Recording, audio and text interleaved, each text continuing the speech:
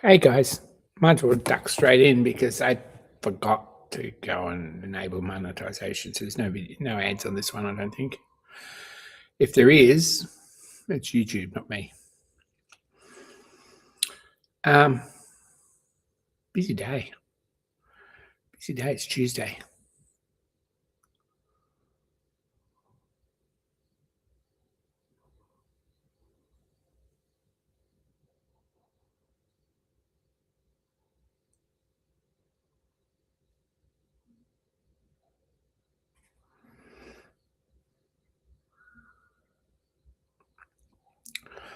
Today went pretty quick. I've just gone and put the bins out and I made a cup of tea.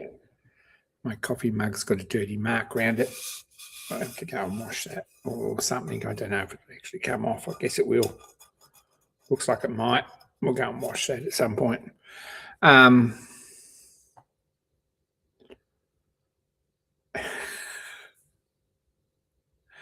Yeah, that's what it's from, all right, Stuart. Absolutely. We know that.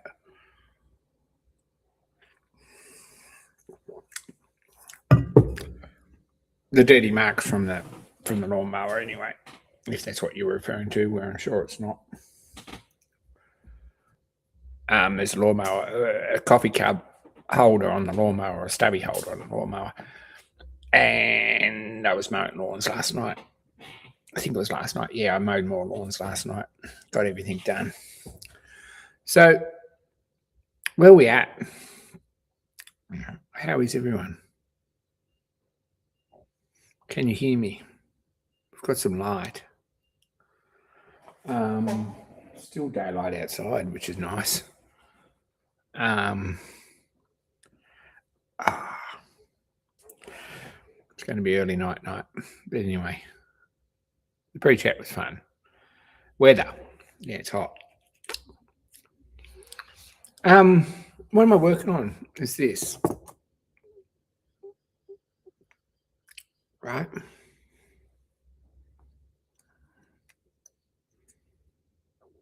Thanks to everyone at work.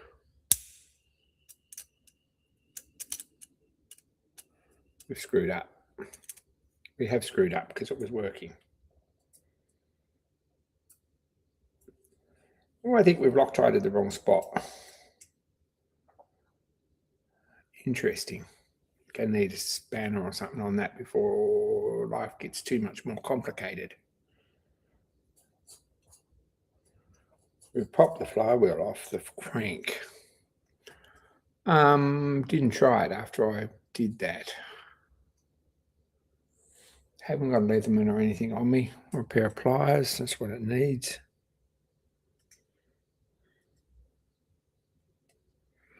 It was running beautifully with the third crank on it, which isn't quite right. I have to do something about that. Anyway, this spins on the shaft, which it shouldn't.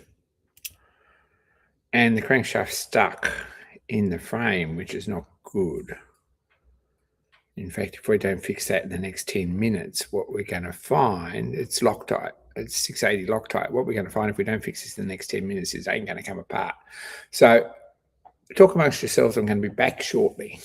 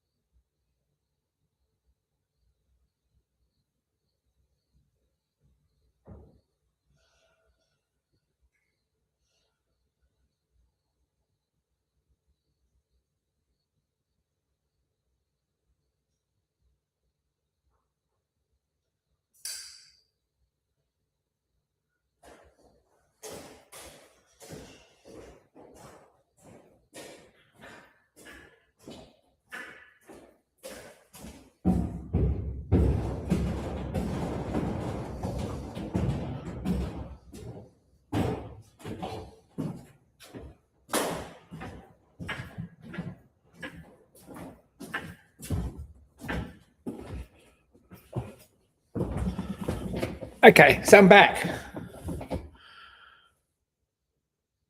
Beer Heat will move it. Didn't get to that stage, unfortunately, because I only Loctite it 10 minutes ago. So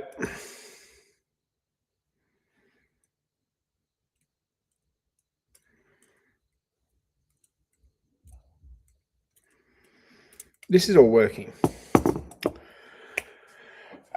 This is the restuck it, so I'm going to just wait until it sets. It won't take too long. We're sort of winning with it.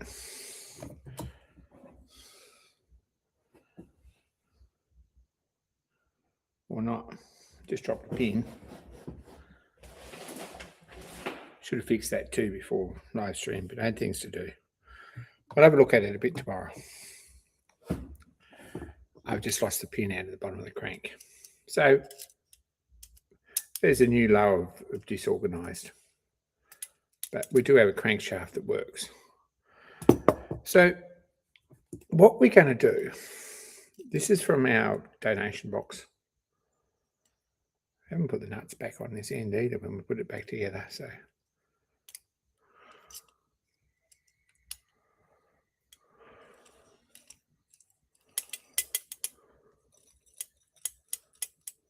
we found a flywheel, so we don't have to make one of them or cast one. So we were going to get done a plap. This is I don't know, it's probably a pram wheel or something. I got no idea what it is. But put a groove on the outside of it.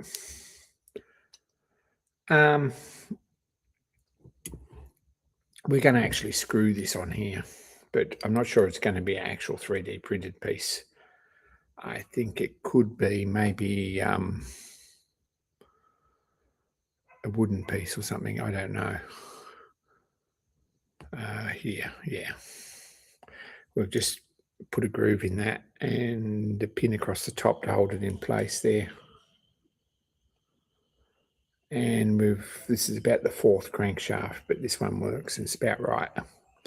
Anyway, what we need, thanks to Carl for this, who's setting up this piece of wood for us.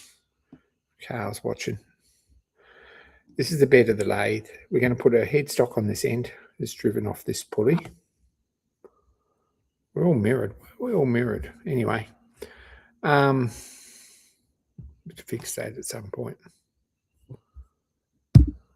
We can do that. We did that before.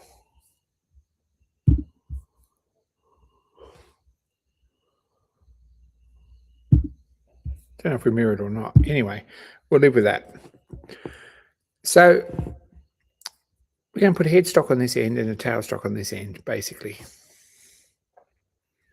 Headstock on here and tailstock on here, with a rod between them, a full length. So it's all just going to be one spinny piece, right, all the way through, with a pulley on this end, and it's just going to spin in the tailstock and a drilled hole on this end, and a drilled hole or 2 drilled holes or something on this end for the headstock, and a pulley in between the two. So when we spin this, it's going to spin this, and then our workpiece, which is going to be on here, it's going to be glued. It's going to be glued on the piece of rod, so no centers, no nothing to worry about, nothing to get stuffed up, and basically the whole lot will just spin. And so we need a little headstock on here, and a tailstock is what we need. And we need a pattern for them before this weekend. So the big chipmunk with the red smoking jacket on, where's that? Oh yeah, there's a monkey there. It's Chip, actually. Yeah. Chip usually lives in my bedroom, but I don't have one at the moment. So let's have a look at that.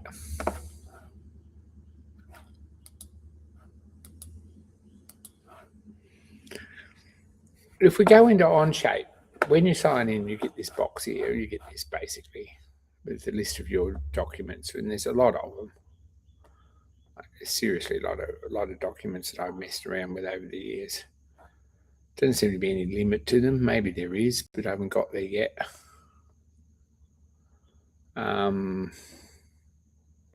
Some of this stuff goes back a long way.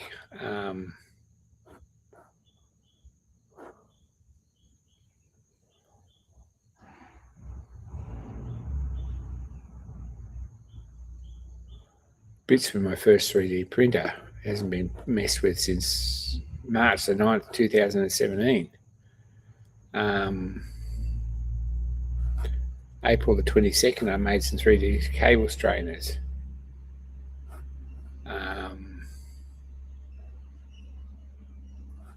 Made that multi-fix storage rig, and I probably should revisit that and get it going again. Anyway, shouldn't look through this maybe.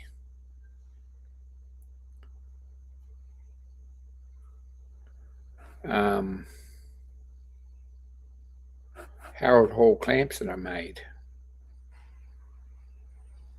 We'll feel better if we don't look at all these projects that we never got to.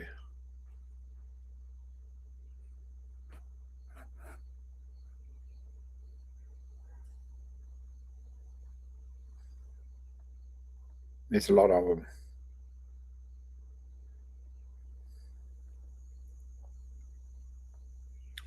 Just having a look here.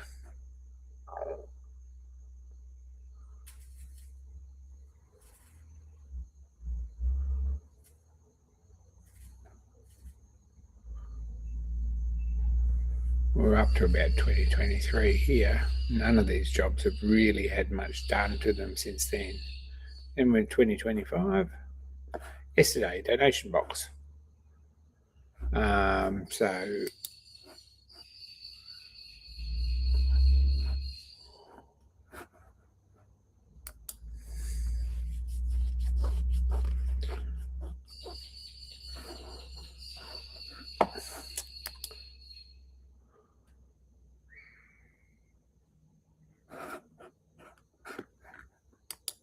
that one's got nothing in it.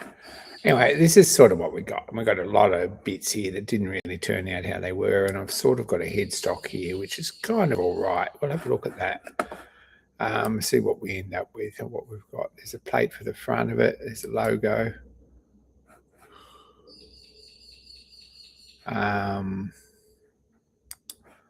There's a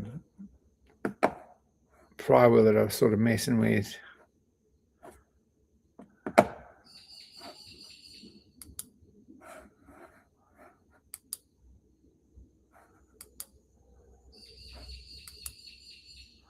And this is what I've got, it's a headstock. So this is sort of what I've got. I don't know, I don't like that very much. What sort of centre height is it? So we use this little, down here behind my head, I've always said that, is a show measure details button. If we click that, we get a measure window. We can measure from there to there. So centre distance is 18 millimetres. That's about what I thought, actually.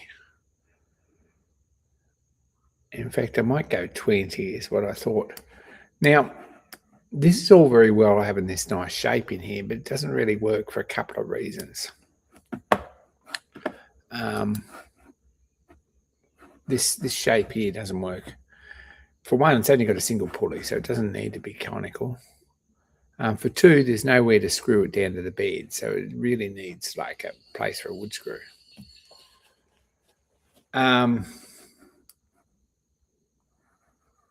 Apart from that, it's probably all right.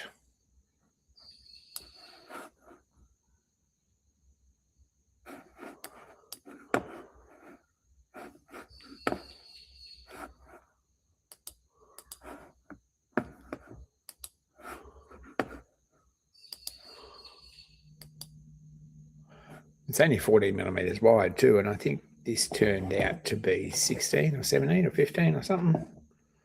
We can measure it and find out. Got several rulers here. One of them's probably got metric on it.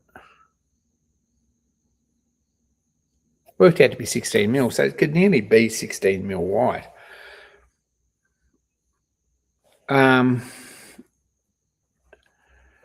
So I think we're going to start again. All right, just to get so there's no confusion, I'm going to right click on that. I'm going to click delete. Failed or missing features in one tab. So we'll delete that because it's not going to show in the assembly. We know that. Now let's create a new Part Studio here, and it comes up as Part Studio 6 down here.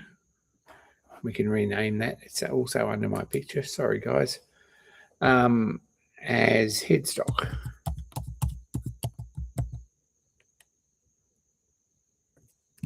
And tailstock. We'll put them both in this spot. So if we look at the front and put a sketch on the front plane there, we probably want 16 mil. So we want to come out 8 millimeters if we just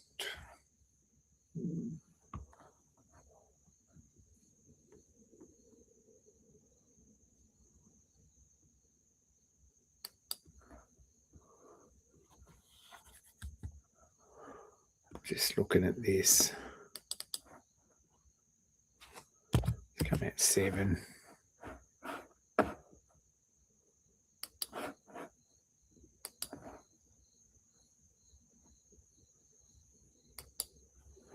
Put a bit of shape in it, hey?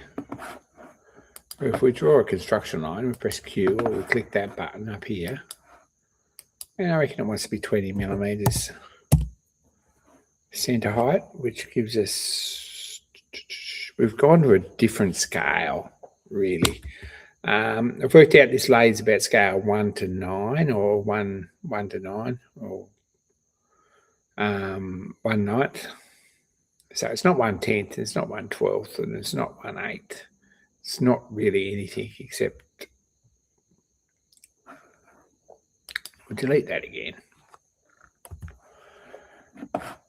And we're going to put a 2.5 mil rod through it. So we'll go 2.5 there and put a circle there.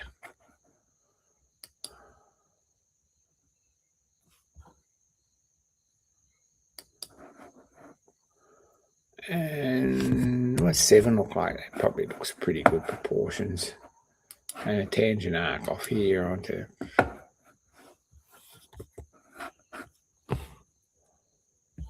I'll undo that, Control Z. Tangent arc off here onto here, something like that. Doesn't matter much what it is. But that looks a bit more old-fashioned, doesn't it? It hangs out the side of the bed a little bit, but that's not going to worry anything. And if we mirror that, find a mirror line, and then click that line and that line and that line. And then we trim this piece out here that we don't need. It's probably not a bad shape. That looks better. Now it wants to be long enough really to come back here and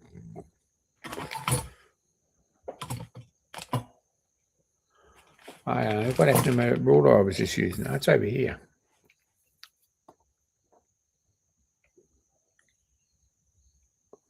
I reckon 25 mil long. Let's extrude that out 25 mil long, which it does automatically. Which way has it done that? From there out? Might reverse. No, we'll live with that. So what's everyone think about that as a shape?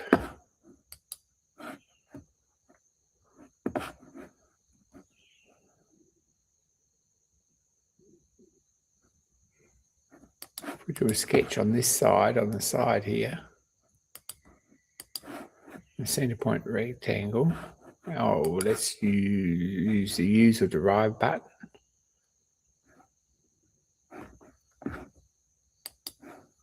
And put that line on our sketch.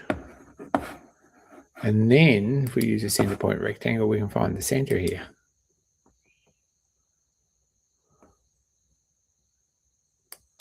Something like that. And we use the extrude button and symmetrical so it comes out both sides and remove. It was pretty basic, but it might work. Put a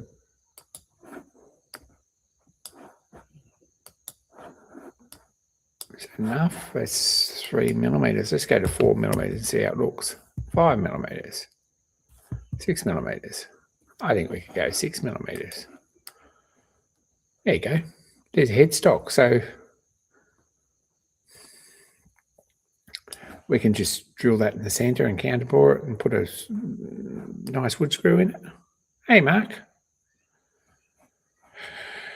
And put a pulley in it. Job's done. It's very simple, but it might work. So we need another piece. So if we turn back on sketch 1, because it's turned that off when we extruded it automatically. So we click this little eye so that it's actually an eye, and you can see sketch 1. We can hide that. You've got the sketch, and we could make the tailstock the same profile, couldn't we? So if we extrude that sketch out, say 75 mil, and then or 25 mil. We'll do it that way. If we extrude it out 25 mil, and then there's this button here that's starting offset. If we click that, we can make it 50 millimeters out. And when we turn this part back on, we've got two of them.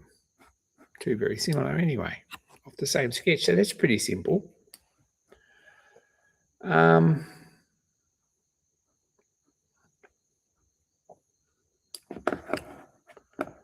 Do we just have two bits the same?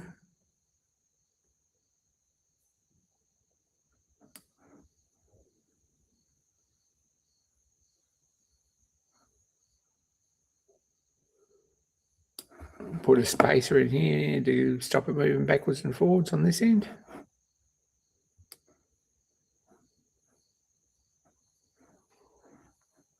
Is that what we do? We just cast two of them exactly the same? Or do we make this more a tailstock sort of thing?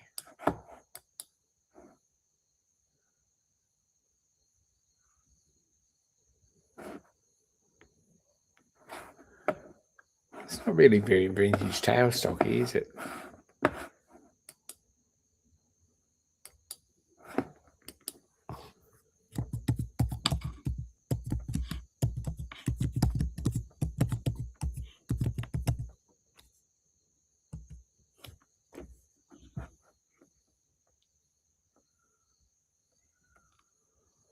Well, Google doesn't give us very many results.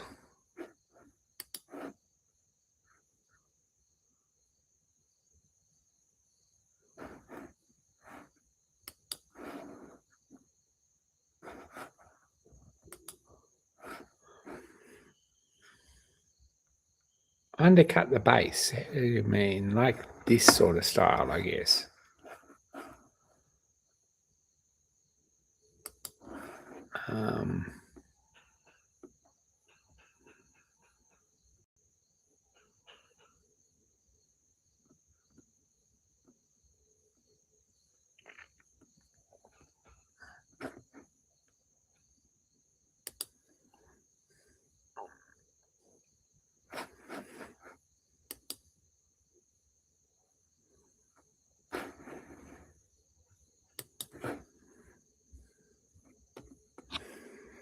And of course, we always go back to lathes.co.uk. And it's always got a stupid pop-up for lawn and garden supplies or something. Because that's how, I guess, the site's funded. Anyway, excuse the ads. Is that sort of more what we're looking at? Bit of an undercut on this side. Straight up the front. Bit of an undercut on the back.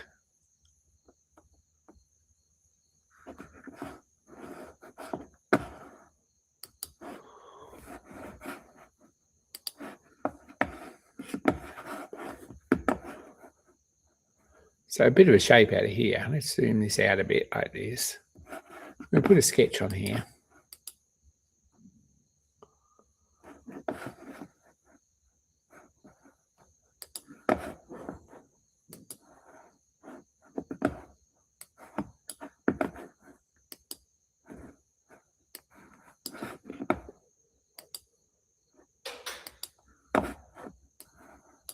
we've got to actually have a line there for tangent curve to work. So if we click the use button again, we'll use that line in our sketch. And then we could probably find from there, we would put a tangent curve. Maybe. Nope, that's not going to work.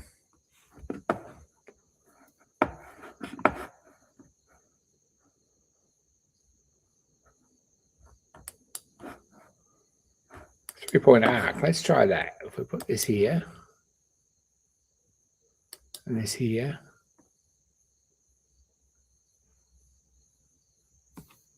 Nope.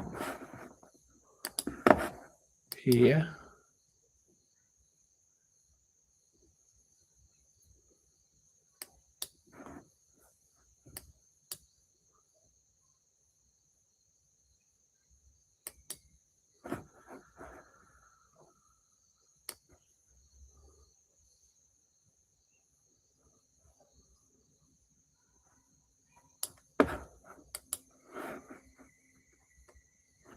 And maybe a line straight across here, something like this.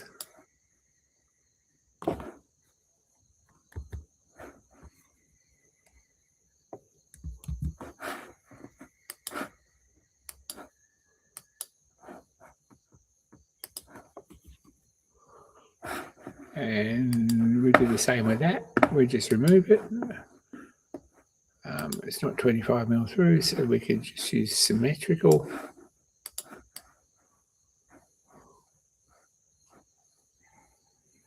And we could put a fillet on there somehow, something like that.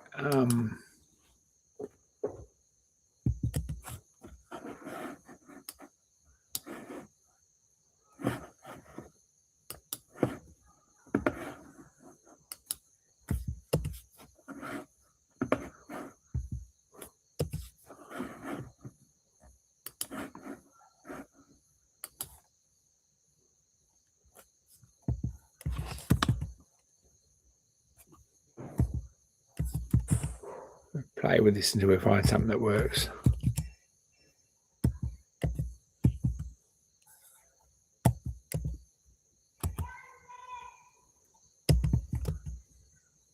.2 seems to work.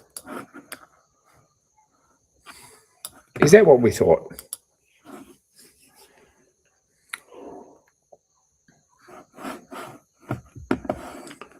Don't know. It's not a very nice shape, actually.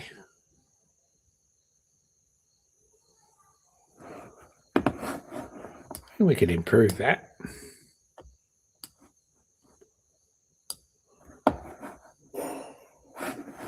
Let's go back to the sketch number 3, edit that.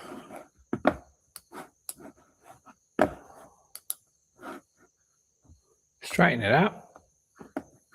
Have a bit of a look at this.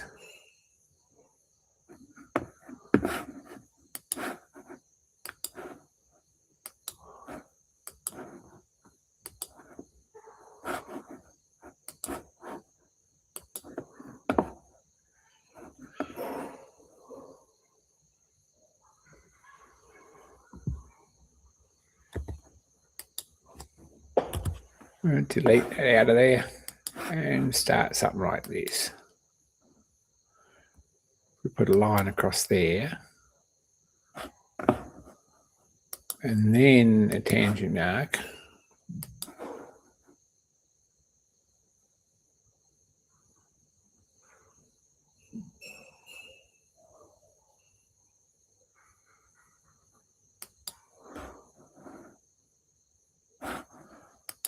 And then a line up here, something like this.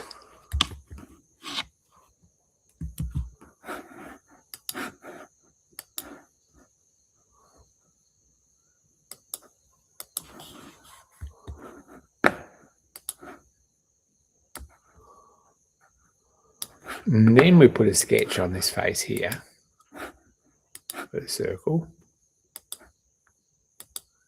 7mm diameter, the same as the other.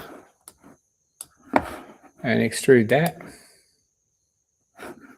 And we click add, so it adds it back on.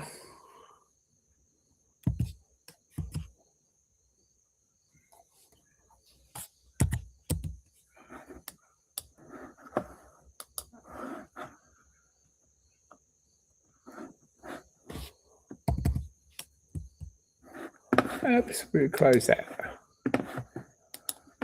Edit that again. I'm just going to go 11 and see how that looks. It's starting to look something like, so let's go with that.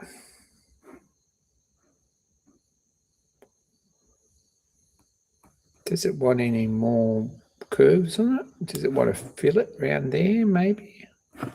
And around there? Probably not.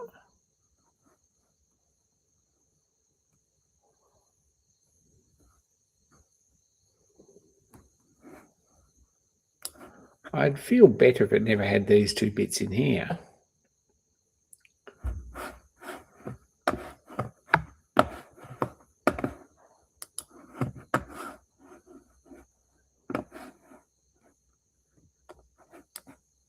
Would have shortened the base.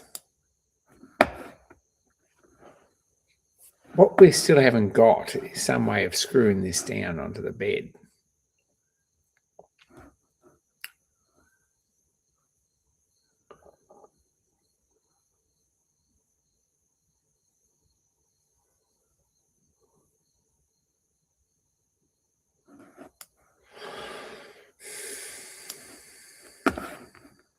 We can fix that while we're thinking about it.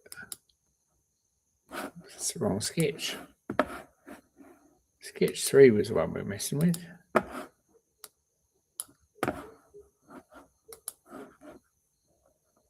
Zoom this out here.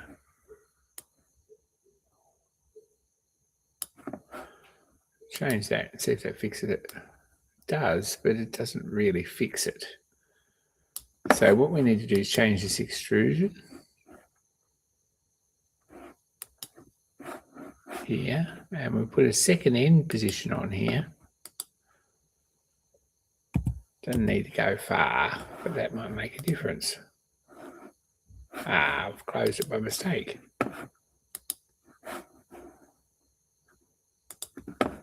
Do it again.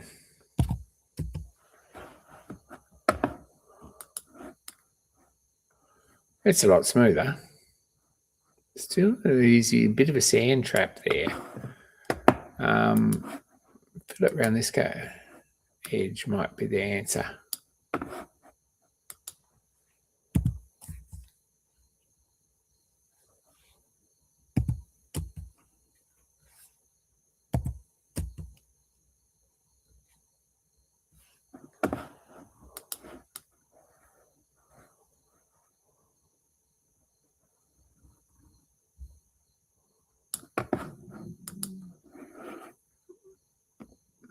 It still sticks out there.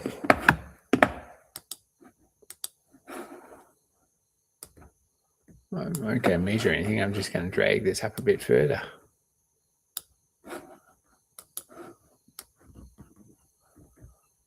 That sort of fixes that. We're getting a shape. Can we screw from beneath? Not really. Not easily.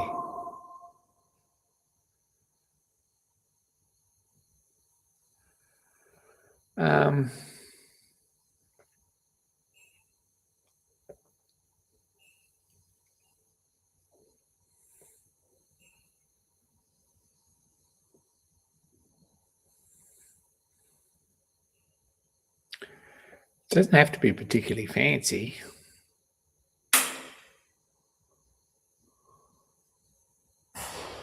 What if we just do this?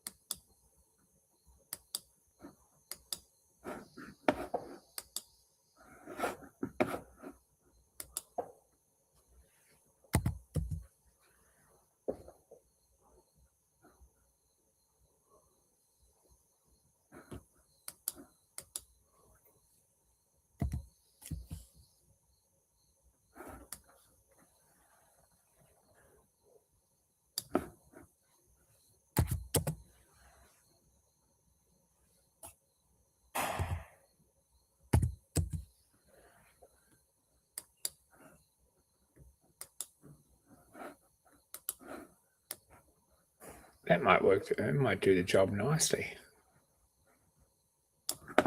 We need to extrude this.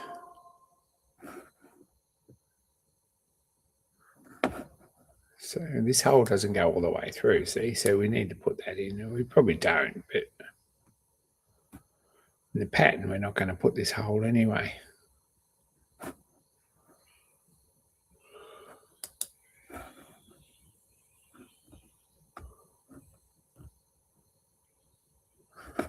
But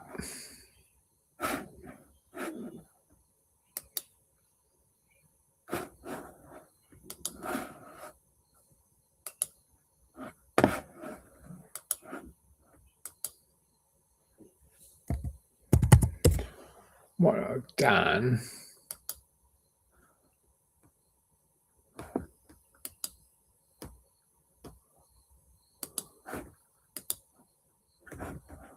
there we go. Now it's come up red there because it's not intersecting this at all because it already had a hole through it. But if we change it to part 2, then it puts a hole all the way through.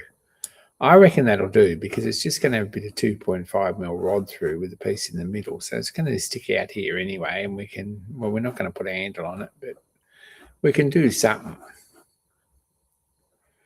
Anyway, I think that's probably equally sufficient because we can put a hole in here. In fact, let's go and put some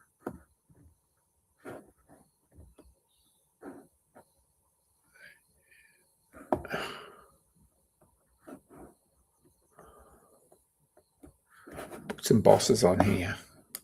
Sketch on this plane.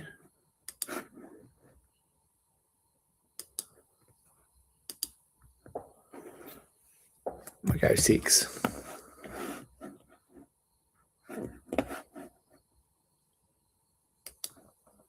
Same here, we'll go 6 again.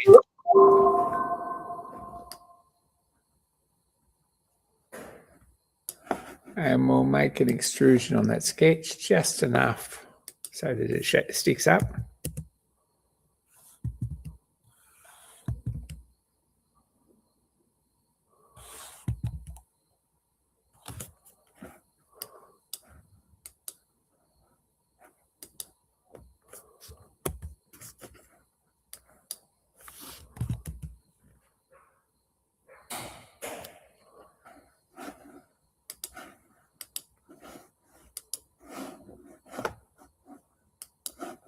Like so, we'll put a bit of a fillet around that, I think.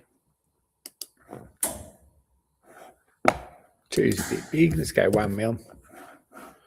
And round that one.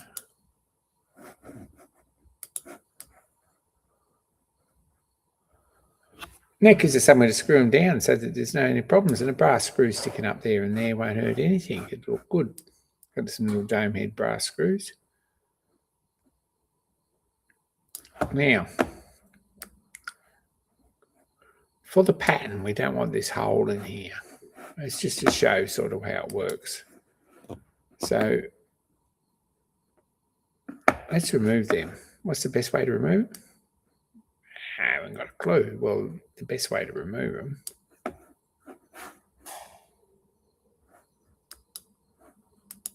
is sketch 1.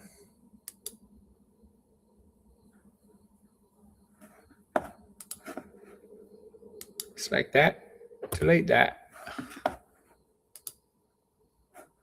and they're all gone.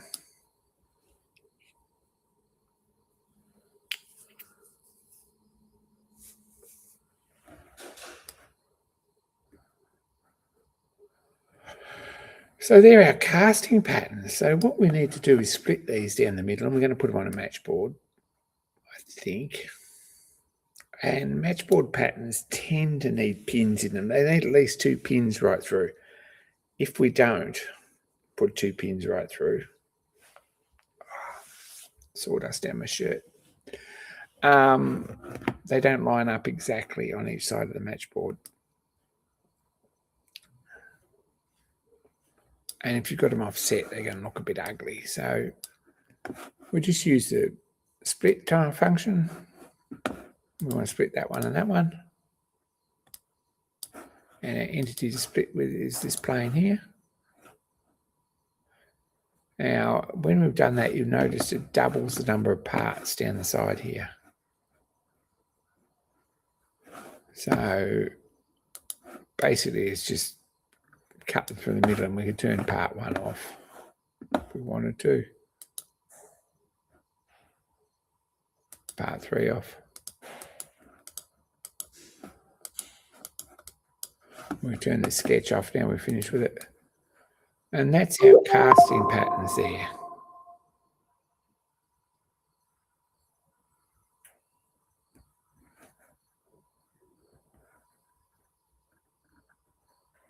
So they should be good. They can have a bit of a file up and drill a hole in them. Put it all on, screw them on, and we'd have them back up and running, everything done. So we need to print the 4 parts. So it's a bit clearer. We could just edit appearance of that part to red or something.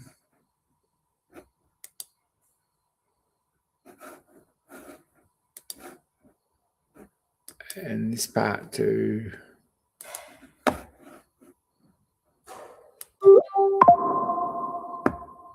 right green, something like that.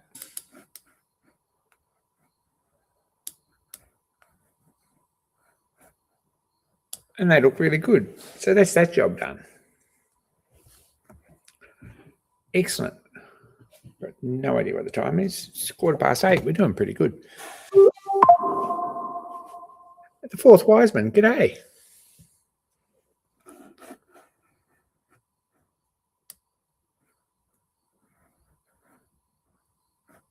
So there we go.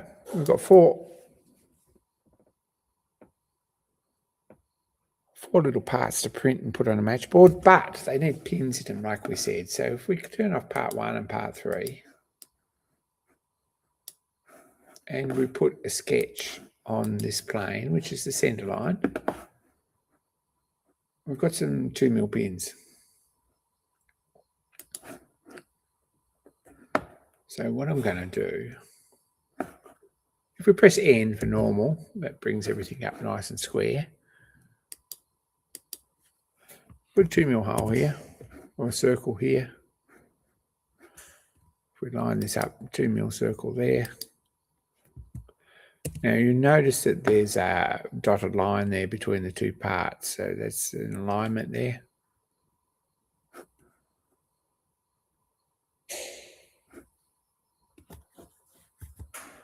If we have a look here at the measuring tool, measurement between there and there is 25mm. So what's 25? 37.5 is the center line. If we do this and put a plane in here,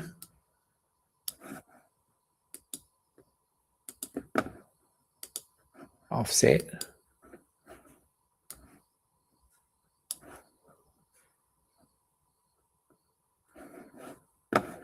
on the front plane there, 37.5.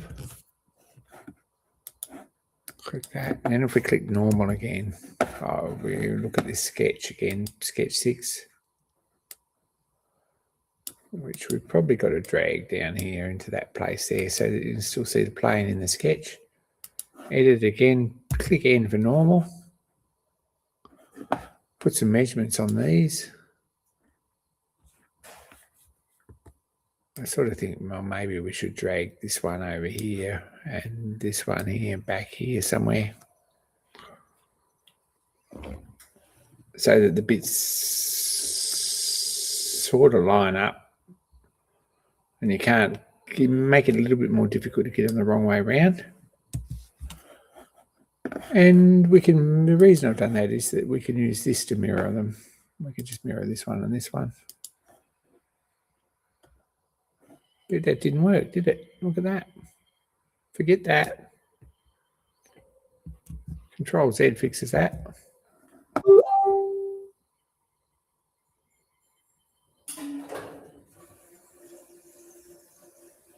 Victoria was hot. We're going to 3D print them. Haven't got a CNC mill. I don't think that I'll go to that much trouble. I'm just going to cast these in aluminium.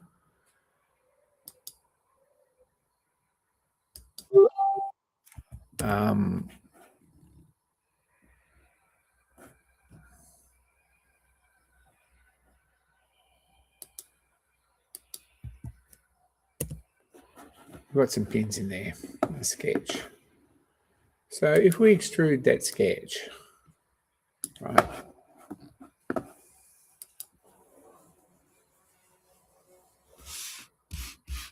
theoretically we should be able to extrude them 8 mil, which is how long our pins are, and not have to chop them off. But we're going into a 7 mil plywood matchboard, so we don't need to go that far. 16 mil pins, 7 mil, 9 mil, 5 mil. Let's go 5. It should be plenty good. And remove those parts.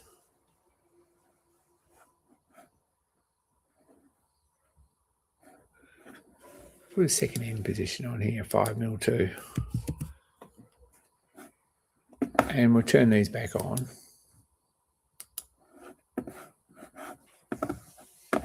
And our merge scope is going to be this one, and this one, this one, and this one. Click that. What we've done is if we turn these off again,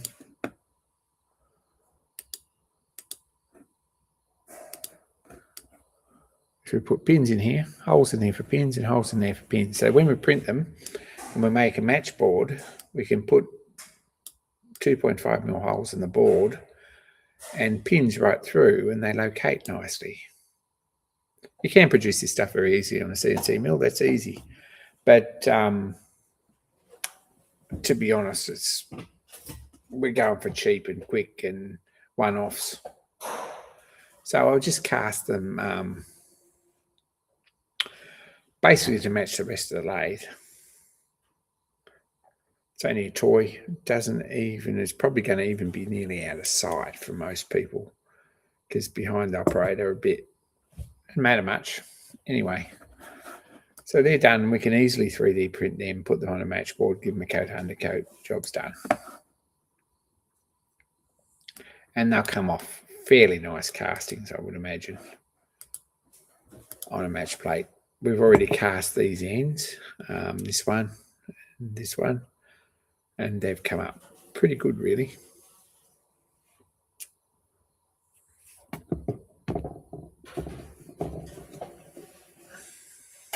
We've got plenty of 2 mil by 16 mil pins to line them up.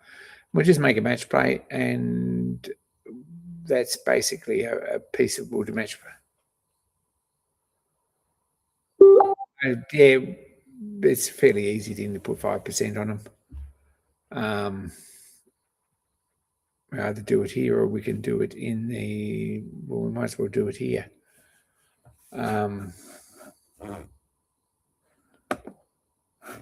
Turn these back on.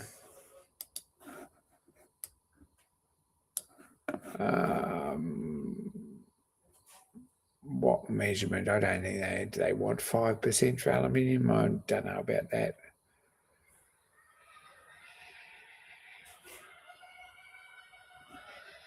How do we work that out? It's not 105%, is it?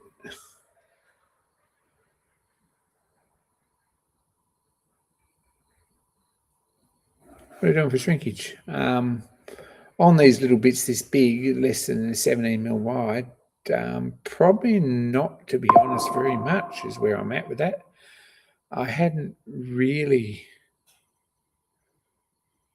thought too much about shrinkage. We might give them,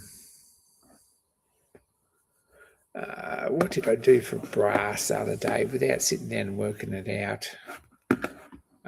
If we go back to here, I've left a note, and I should have left a note. When I did these, there is a note here. There's a function for a note.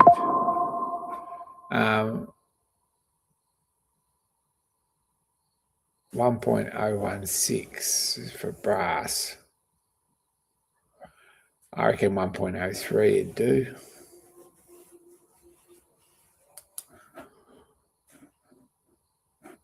We'll go back and have a look at this.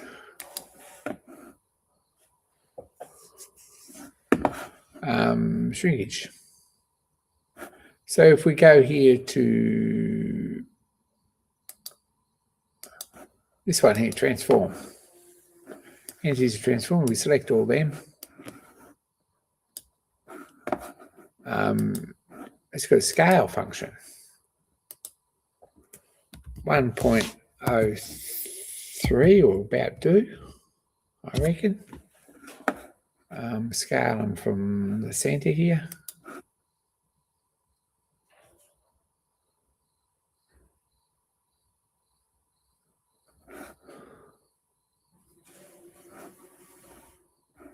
Scale uniformly.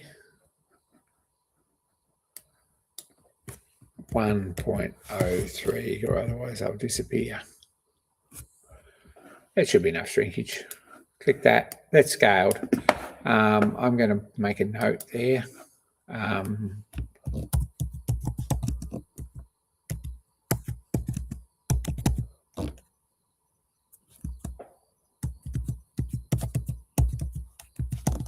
That's a rough guess, but that'll do the job.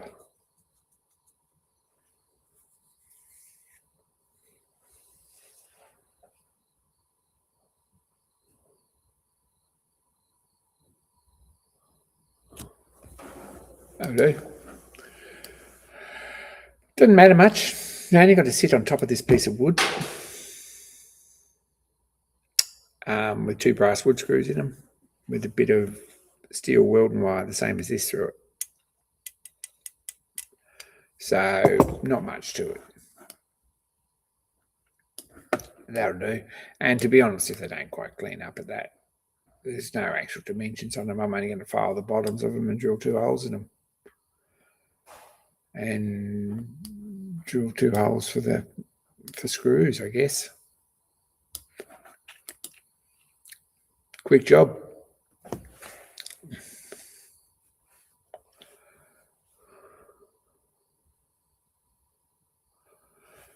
And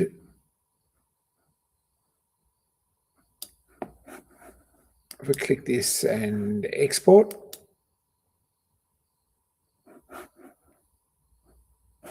part 4, export that as an STL.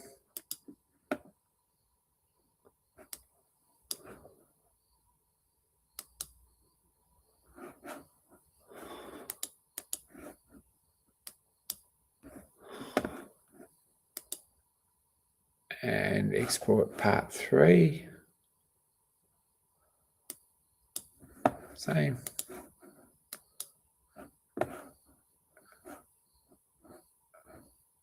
Export part 2 the same.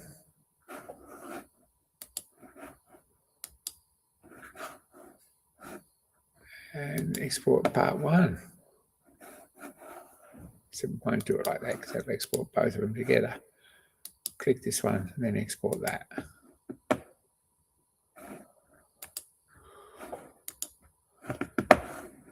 Where am I? I'm in Queensland, Australia. That's where I am. It's hot.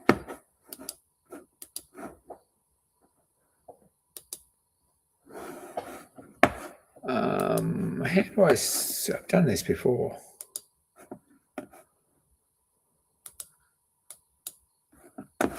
You're going to get a blue screen here for a minute. Sorry, guys.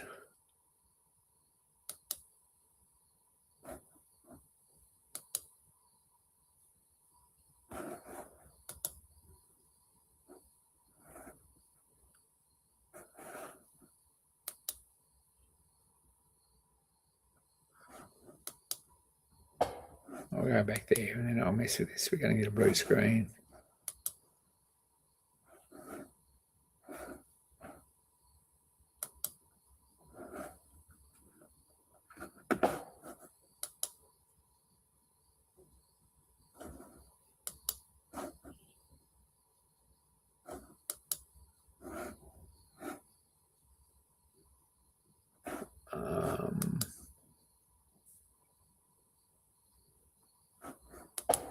I've done this before, haven't I?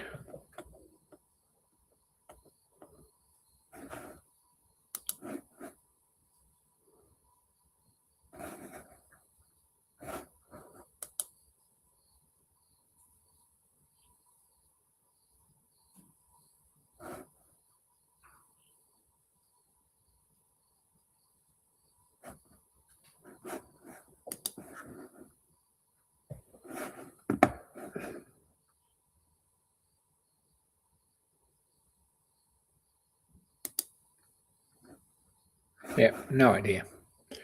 But I'll just export them basically to pressure slicer, print them out, take 10 minutes, find some pins for them, put them on a match board. They are going to need some sort of a sprue to pour them, so we could work on that as well. We're going to need something here with a, if we did something like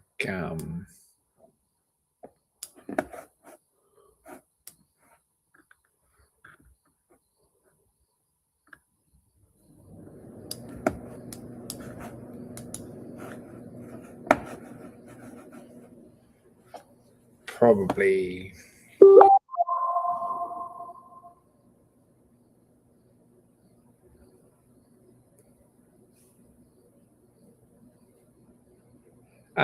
probably could do it that way, and I've basically got a rough idea of what the scale factors are for shrinkage, and there's nothing really written that says you must use this amount. And an aluminium in parts this big, it really doesn't need very much. Let's put a sketch here. We'll close that. Sketch on here.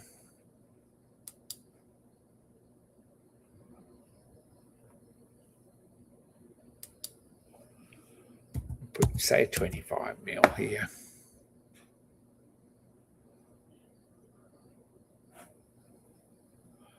I guess we're going to pour into the bottom here is probably the best. If we extrude that,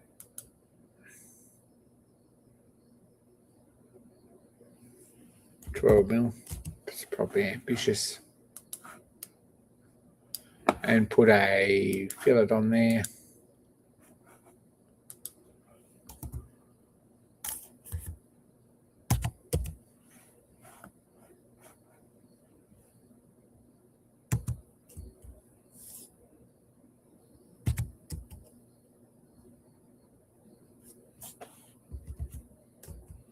That looks about right. Got sort of half a ball there.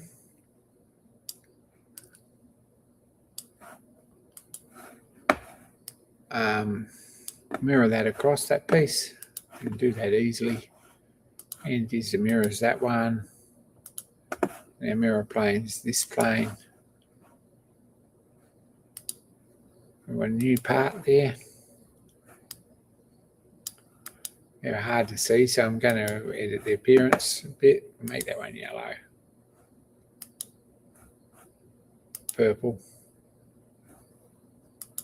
Make it purple. This is a bit hard to see too, so we'll change this one so that we can read it. Something like that. So that's probably not a bad sort of a pot to put that on.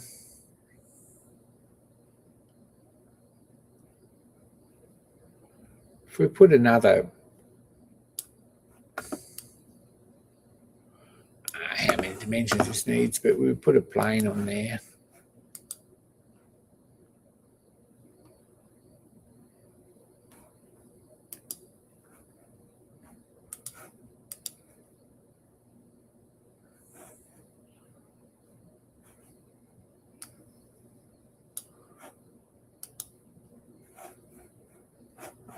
Mid-plane's probably not the answer.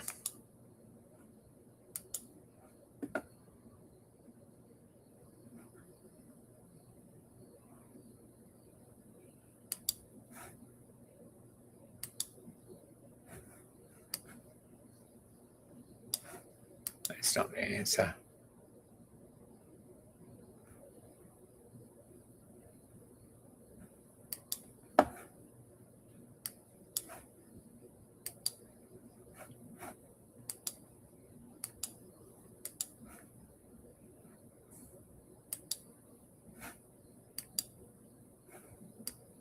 No.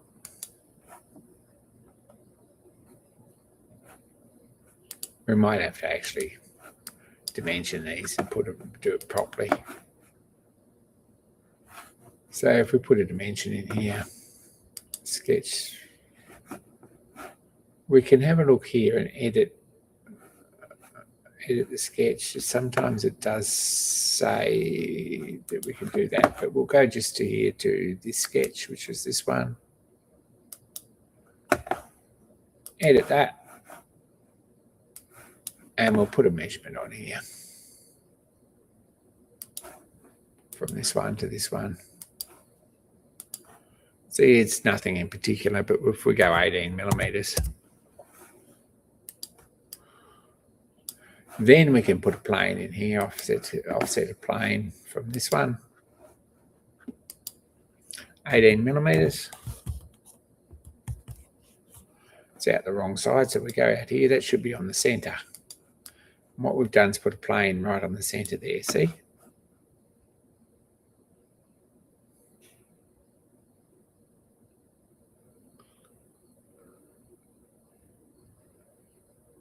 Wax cast works, yeah. I've got sand cast pretty well down, so it's not going to be an issue. Now, if we make a sketch on this plane, this is what we're trying to do. Of course, it's tipped it all up on end.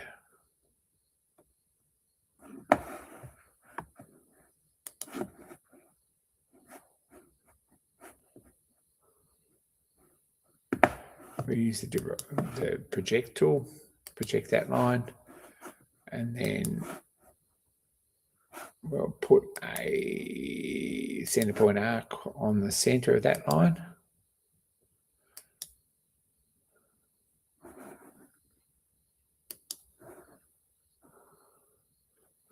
They call it a radius of 7, I reckon that's about right. That seems to work. And extrude that.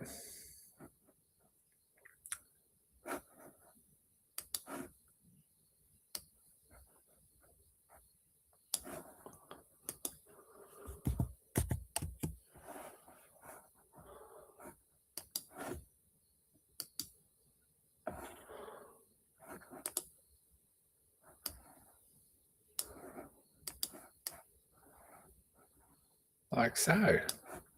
Now that's not going to really work. So let's edit that back. And we'll just make it a new piece for now. Because what we can do, rather than redraw that, we can mirror that. And like so, and have the two pieces.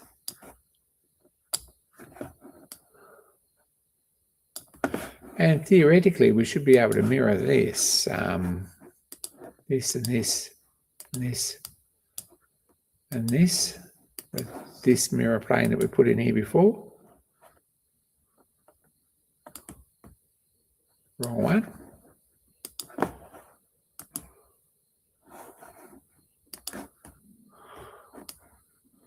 Like so.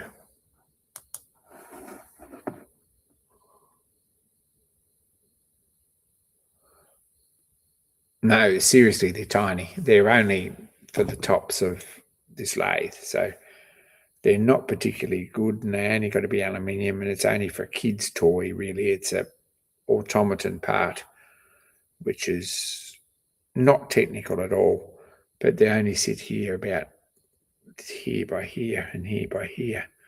It's not particularly critical about anything. Let's put some fillets on this. Well, we'll join these.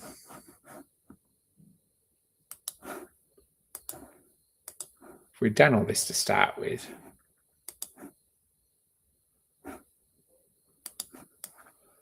and just done one of them, then we could have just made it all one piece. But anyway, we didn't.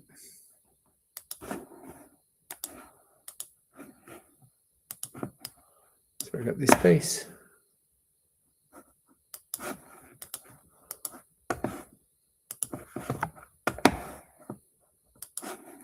And this piece.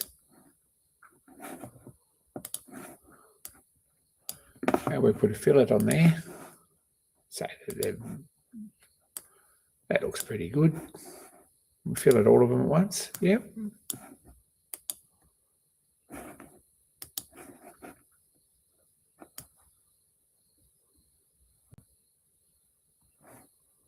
Beautiful.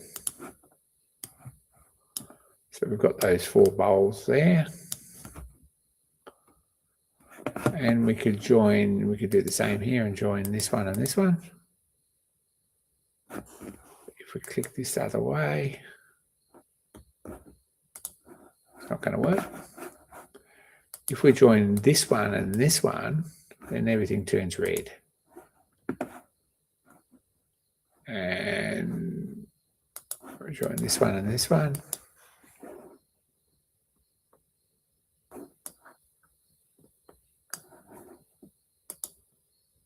Everything turns grey. And we join this one and this one. Everything turns green. And this one and this one, everything turns blue. All right, I want a bit of a fillet on here, maybe, just so that the metal runs around the corner. Not going to work because this is just a fraction too big. We can fix that. If we go back here to edit this one.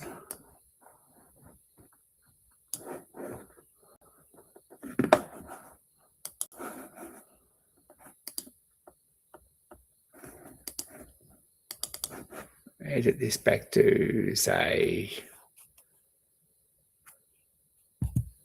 5 mil. That gives us a bit nicer sort of finish. And we can put say a 2 mil fillet in there.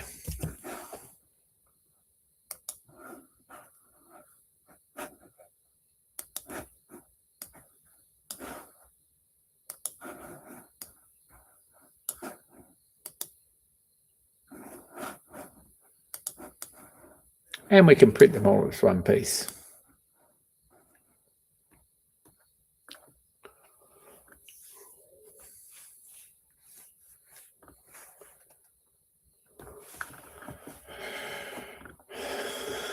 So that'll work well. That'll mould nicely. We can just put a sprue on here, or we can cut a hole on top of this, and the aluminium will run in there nicely, and everything will look really nice. I think that this hole here is probably a bit big, to be honest. We can change all these features.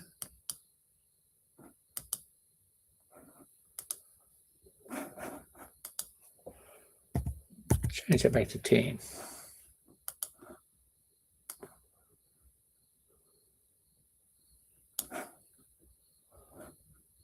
That works. So our fillet didn't work. Why didn't our fillet work on there? Because something's missing. Let's have a look here. If we hold over here, missing edge. Let's do it again. There we go.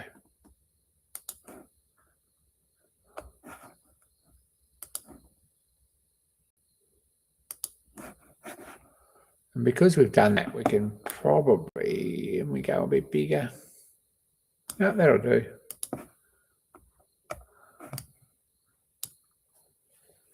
That'll work nicely. So we've got basically 4 parts.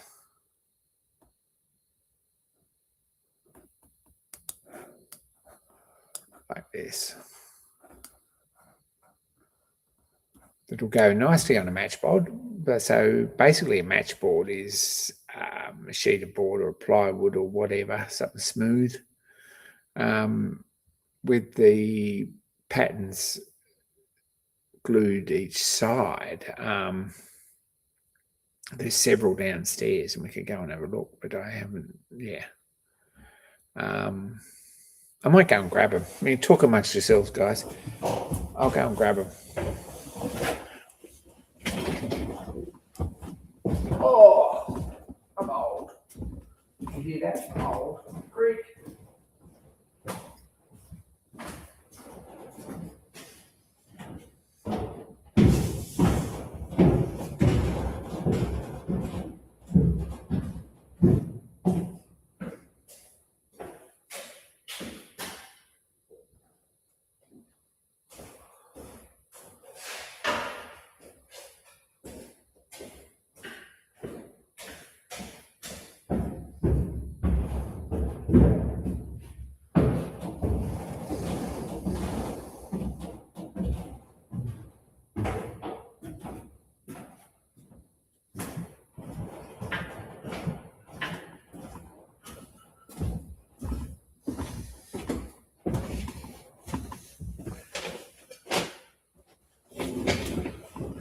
So,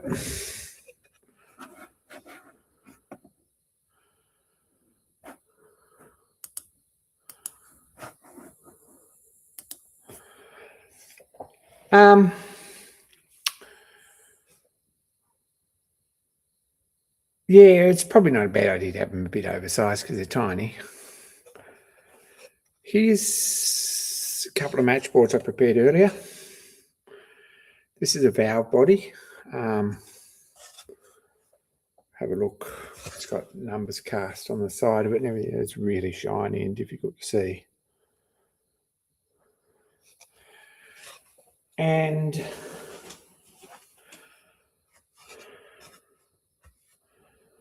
this one here, which is the plug for it. So that's what a matchboard is. Basically, you can put a box on this side, make a sand impression, turn it over, put a box on this side, make a sand impression, and it's got holes to line up with our standard boxes at the foundry.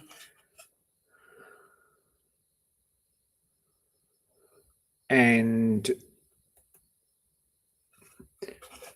basically take the board out and you've got perfectly lined up halves that are going to be spot on. So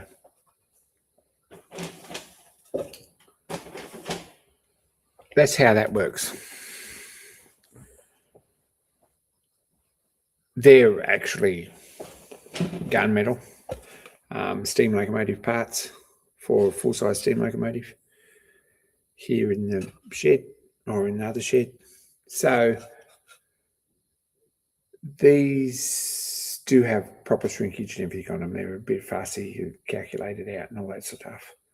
But they should pour fairly nicely, I think, in bronze. Particularly this big fillet here is important in bronze because if you get a sharp corner there, you'll end up with a crack. So that's the easiest and quickest way. If I'm traveling to Queensland to a foundry to do these, and I've got to do that, having these right is really nice.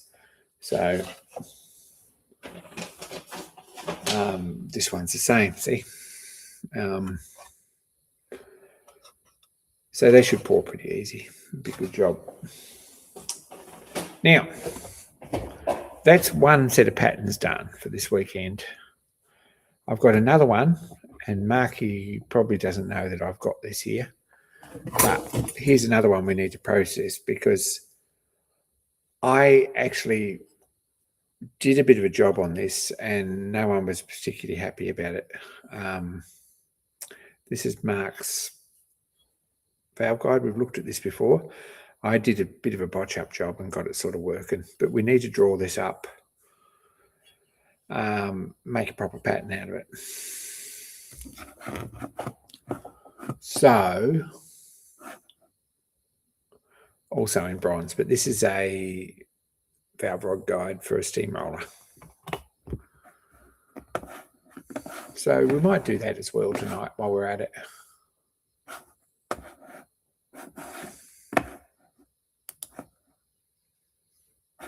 go back to this. We've got those bits done. We haven't exported them yet or anything like that. We probably need to sort all that out, put them on the printer. They shouldn't take long to print. They're only tiny. Do we get a mould top before pouring? Sometimes. Aluminium, it probably doesn't matter very much. If you've got reasonable flow sort of paths and things like that, probably in gunmetal it doesn't matter a lot either. Some jobs, yes, if you call it a nameplate or something that's going to have trouble running all the way through, absolutely heat the mould. But yeah. Down here somewhere, Mark's Rod Guides. Let's have another look at this. Hey, Jamar. Now, I'll get these back to them this weekend with a decent mould and with the brass. Now, we'll talk about that at some point, but I do have the bronze here to do them, so you might as well just have that, and we'll do them for you this weekend if we get a chance. We will be pouring bronze, I think. I've got that valve to do. I've got a set of main bearings for 8 horsepower Marshall. And a set of one last remaining main bearing part big end bearing for an 8 horsepower Marshall single, and one remaining piece from main for a Clayton and Shuttleworth 2.5 horsepower portable. So, legal message, excellent. When are we coming up? I'm coming up this weekend. Don't expect all the shirts to be done, because when she goes and gets them, she's going to be in for a shock because we sold more shorts than expected.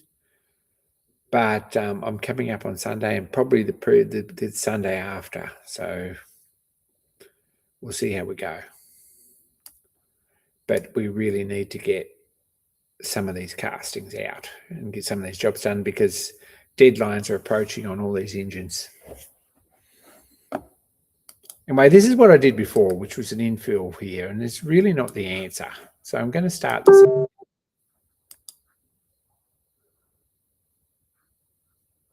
So we'll new part studio. We'll rename this one, do it properly. Rod guide pattern. I think they were just being fussy with this. I think I would have cast them without any problems.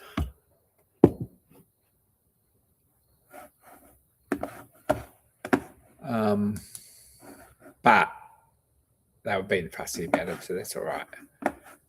So sketch on the front plane. Let's start here like this.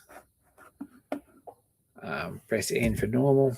Bring that round there like that. Let's switch that out of the way so it's not in the way. And we're really only going to make one part. So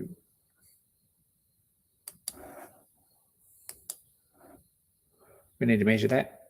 If I've got a tape, I've got something here.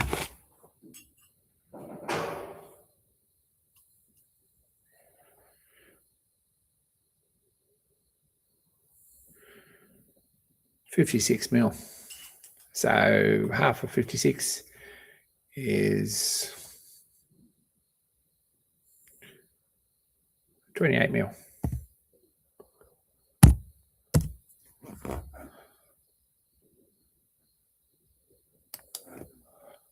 And there's this center circle.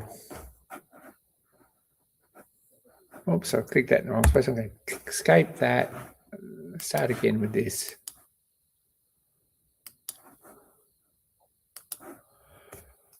And that, looking at this, is about 30 mil. So 15 millimeters is the radius. There we go. That'll do nicely. Draw a line across here, something like this.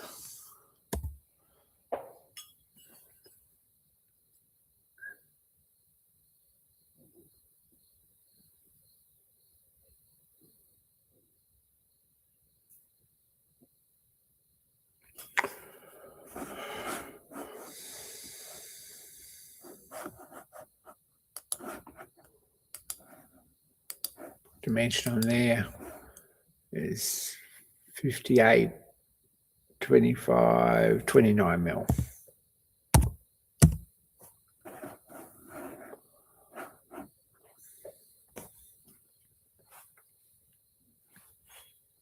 I really didn't want to have to do this, but we have drawn this out before. So if we go back to this part studio, what we have here is this sketch. If we select this sketch, right, on the same plane, and we click copy sketch entities, and then we come back here to this one,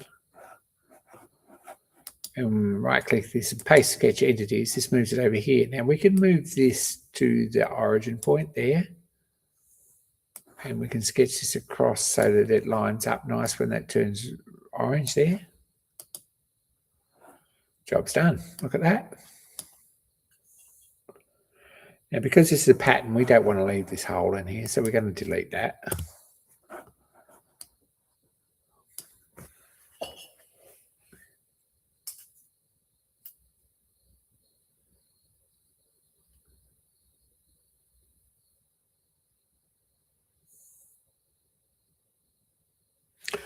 I reckon we want to make this about 13 mil thick.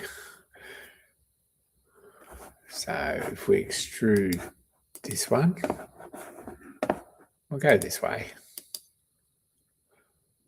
And let's go 15.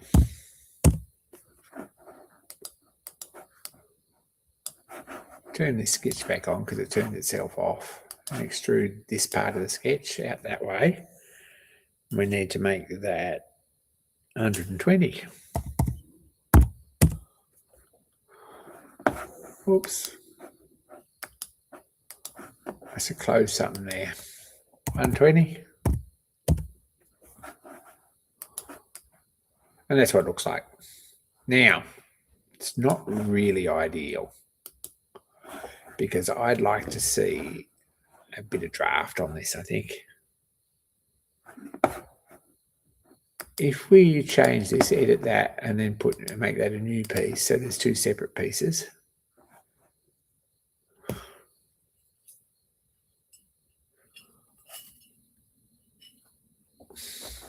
And we change this extrusion, edit that so that it's got the second end position back 5 mil. That should cover all our bases. So we've got two pieces, one that piece in there, we see the orange line.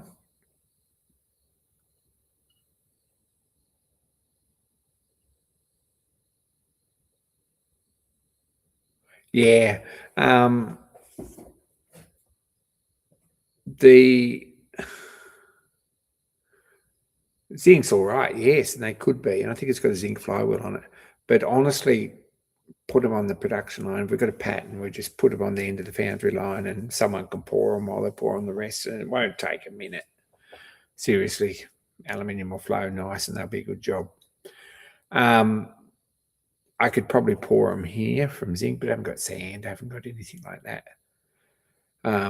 Yeah, that's the easy bits, getting the bushes. But if Mark's faced with that at the moment. He's got bushes and these pieces and stuff like this. He's got hours and hours and hours of work machining ahead of him. So if we sketch this up, put a sketch on this, probably the use button for a start, and click that line and that line. And then we put a sketch from here, something like this. And we could probably put a dimension on that.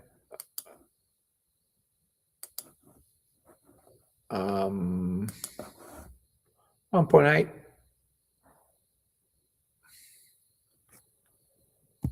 What's 3 look like?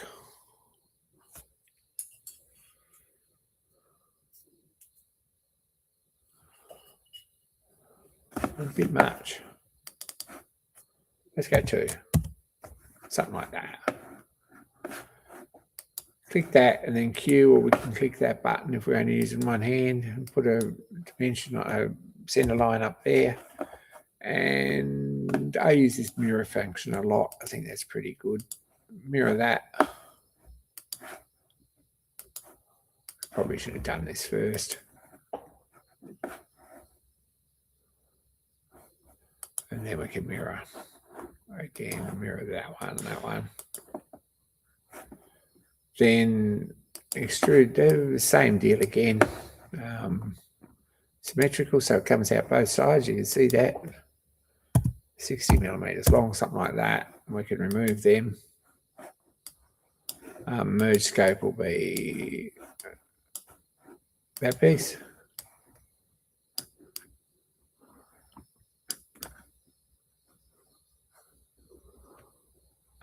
We've made a mistake there.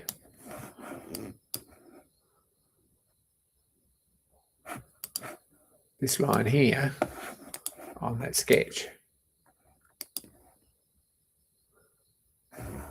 Two ways we could fix this. This line, if it's a construction line, we don't have any more problems.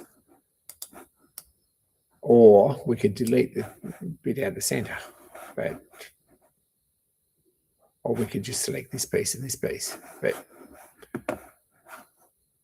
now let's try again.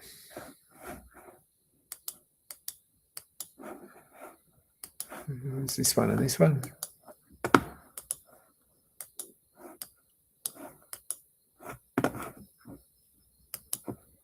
Surface, solid we want.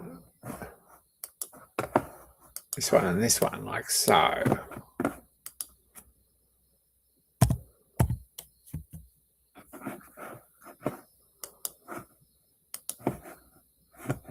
Merge scopes this piece.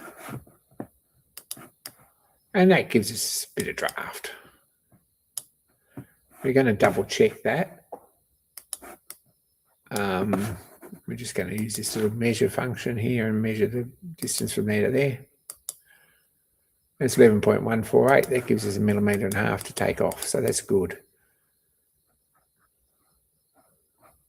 So if we use the Boolean function there and join that one and that one, that's what it looks like. Pretty quick, easy job. I think there's a fair bit of brass in that.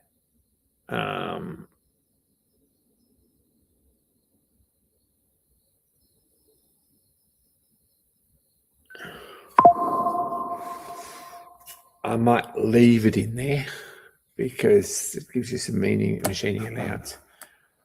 The way I would machine the two of these is to, I think we want some machining allowance on here and here. Let's do that. It's easy. We can just extrude this space and this one. Put 1.5 millimeters on it.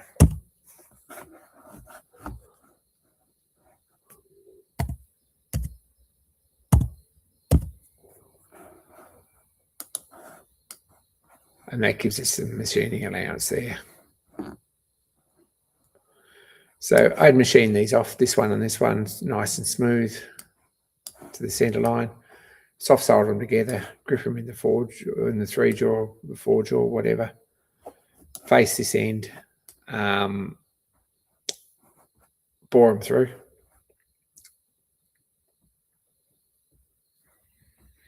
And then probably I bolt them up on a mandrel, I think.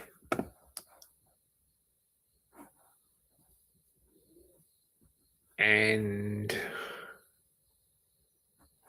machine the outside and machine this face and the back. Don't think that's going to be a very difficult job, Mark. So that's what we need, 2 of them.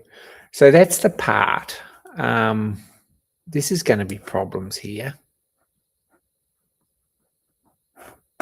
So sketch 2, which sketch 1, which is this one. If we delete this out of the sketch, let's fix that.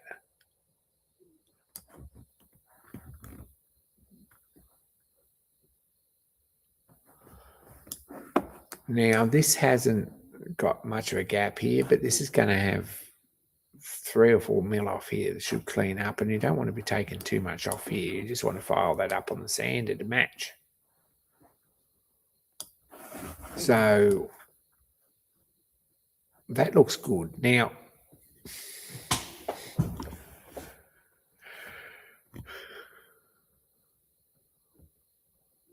there's 2 ways to cast them.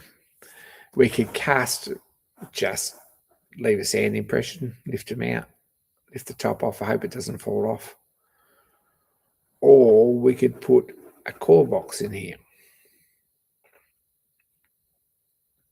which is what I originally was going to do.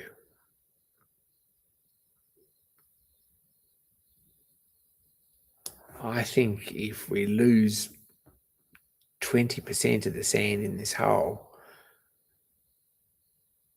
it's going to be more brass rather than less. So I don't think it's going to be a problem. I think we're just going to cast them like that. So there's another one. We'll print that off. We'll take them up to the boys and they can just cast them like that. So that's another job.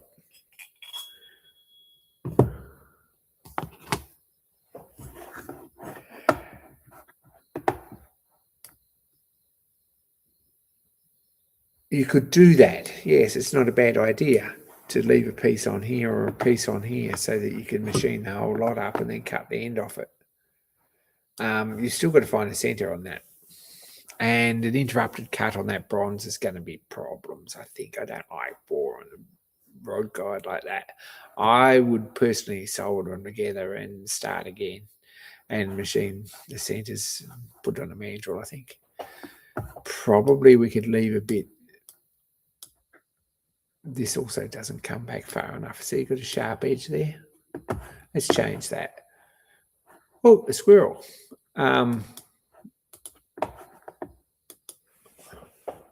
It's supposed to be 60. Don't know why that moved. Anyway, fix that.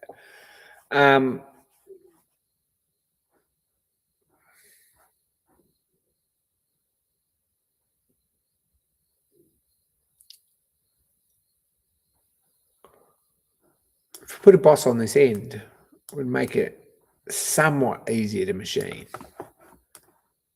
If we put a boss out the back here,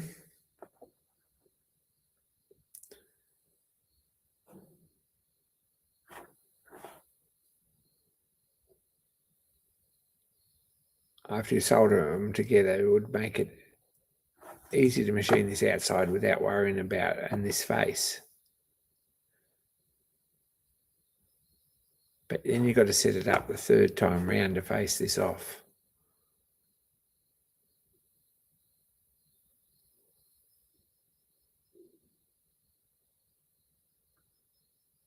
Look, if you haven't got a 30 mil or 50 mil, what diameter is that? Inch and a half. If you haven't got an inch and a half expanding reamer, I probably do. I'll lend you that.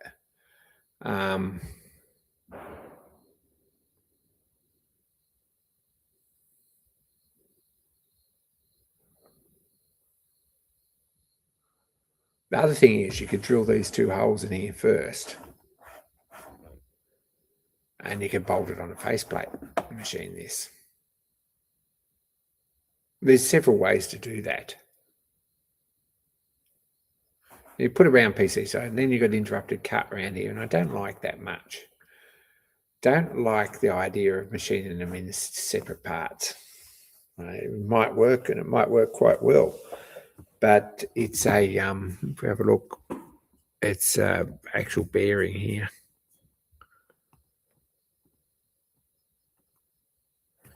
If we put it, yeah, it's a bit of messing around to do it like that because you've got to machine it out anyway, bore it out. So at some point you're going to have to grip it, machine the center.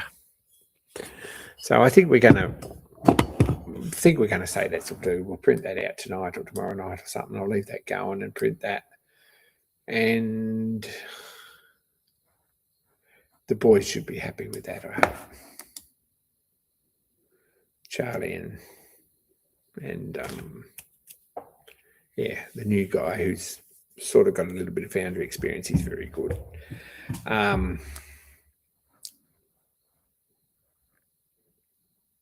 They should be able to cast them without any problems. Do a nice job of them in bronze. Now, if we assign material for these,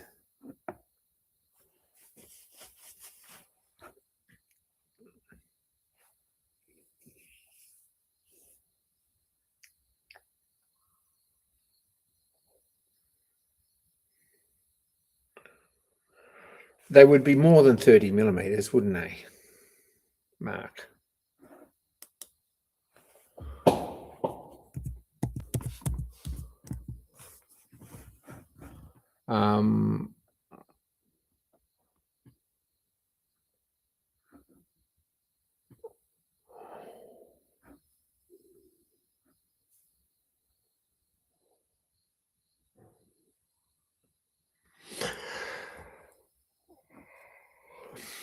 There's not much difference in the weight, so let's go phosphor bronze. It's probably the heaviest one.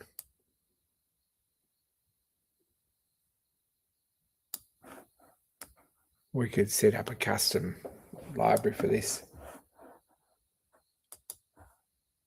And that'll give us 1.3 kilograms each. Now, Mark, there's 4 of these, aren't there? So we need, what, 1.2, 4, we need about 5, 6 kilos or something. I'll bring 6 kilos of bronze up and we'll do them with that.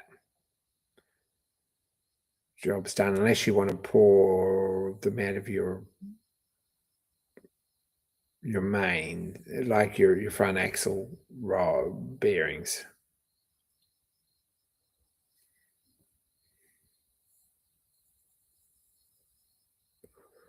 Yes, these are 1.5 inches.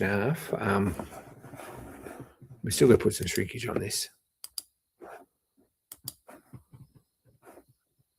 This is 1.5 inches here, but Mark has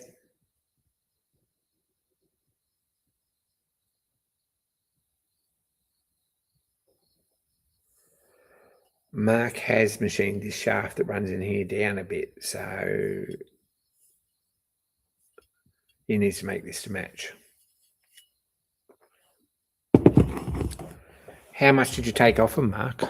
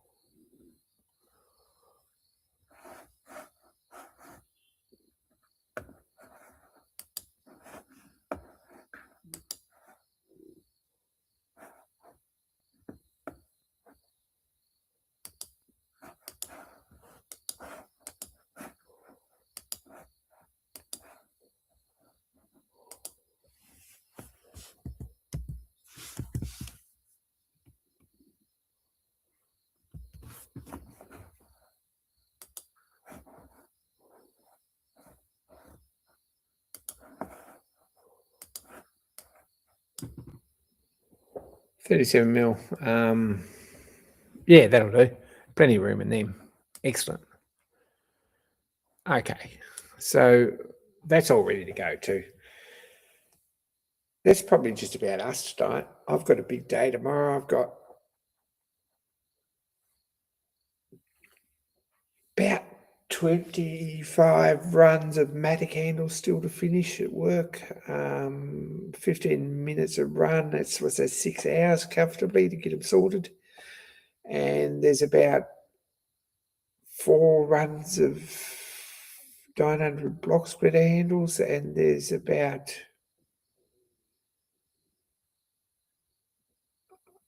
30 runs of 750 block splitter handles, and that's tomorrow. So yeah, that's tomorrow. I'm going to start this printer and have a bit of a look at that. I should have these ready. I've got a set of mains for 8 horsepower Marshall traction engine. Does everyone know what that looks like? Probably not. I'll have a look.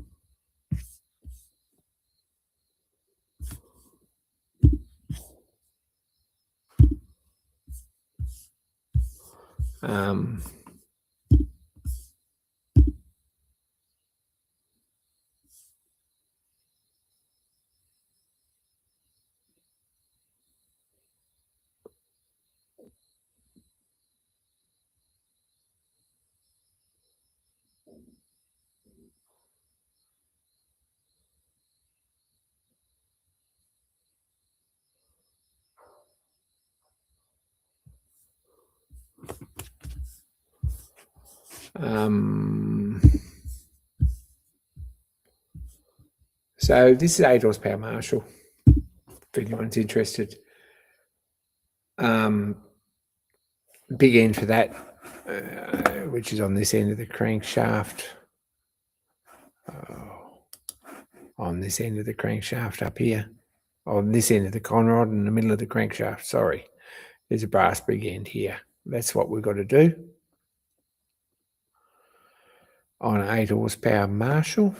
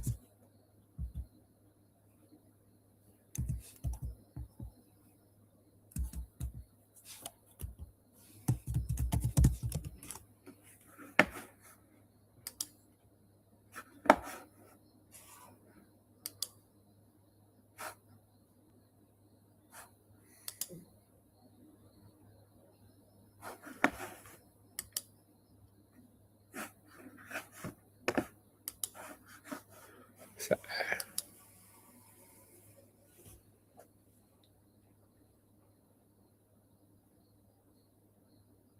hey, Raymond. So we've got mains to do on these, which is sort of a bit of a more modernisation of this. This is a Clayton Shuttleable portable that was at, I don't know if it was at this year's National Rally or not, but it's a Queensland engine. The 2.5 sort of the baby. It's only a tiny little engine. But the main bearings have, on Clayton and Shuttleworths, originally had 3-piece mains, which is a bit of a dog of a thing actually, because you've got to split the bottom 2 halves of the bearing to remove the crankshaft, which means you've got to realign everything every time you put the crankshaft in and out, which is probably not the end of the world, but it is a bit of a dog if you're restoring an engine and you've got it in and out a few times. So we've redesigned them to put 2-part bearings in them, which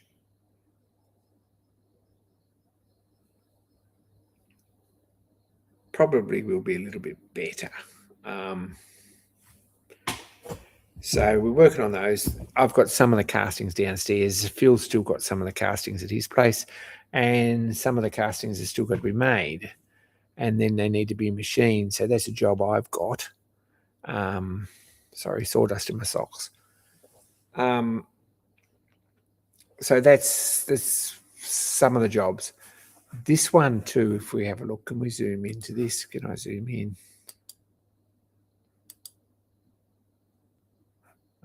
It's not helpful. because it's gone to Marshalls. Right, there's a bracket on here.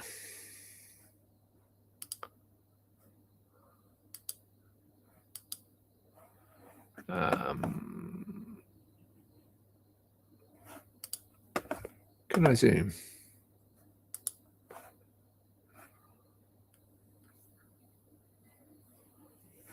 Zoom.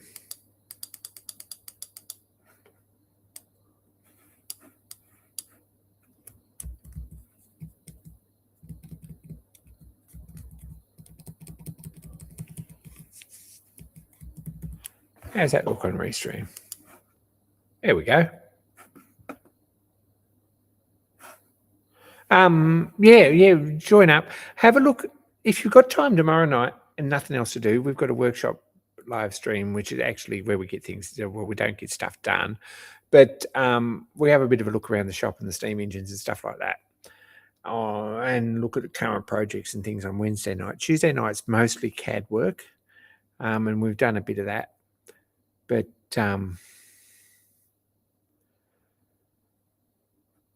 anyway, this bearing here, this bracket here for this, which is where the chimney folds down on it, I've got to do that too at some point. I've made a start on that. It didn't work out as well as I thought it might, so we've got to come back and do that. But this is a fairly nice engine that feels. I'm going to zoom out here.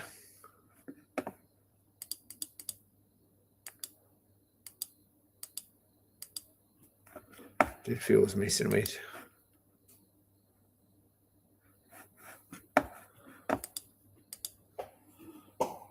Don't know, I guess we could keep looking. There's a lot of Marshalls. Portable engines.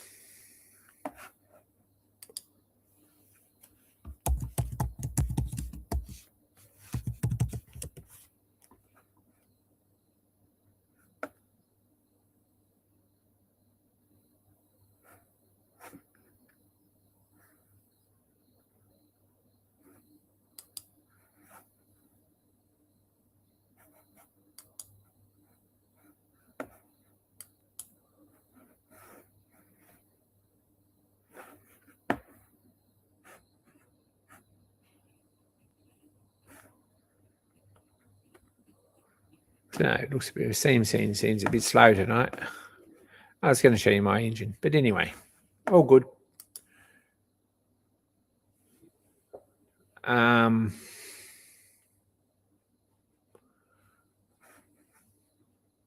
It's going to take an hour to load. Not even that keen on that.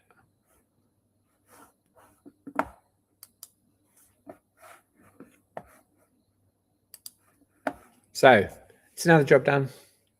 We didn't get anything done on this block plane. We have done quite a lot on this and got it looking pretty nice. Really pretty good effort. We've drawn this up from scratch. I haven't done anything on this tonight, and I haven't looked at it all week.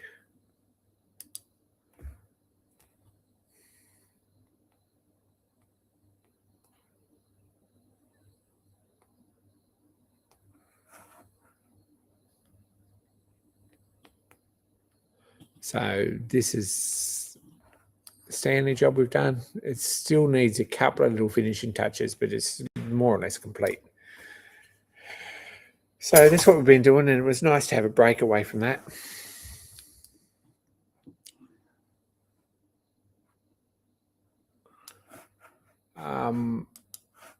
What else have we been messing with? I haven't done anything much on this either. But this is the Bolton number 12 steam engine that I've been working on in CAD in my downtime. So I've got nothing else to do.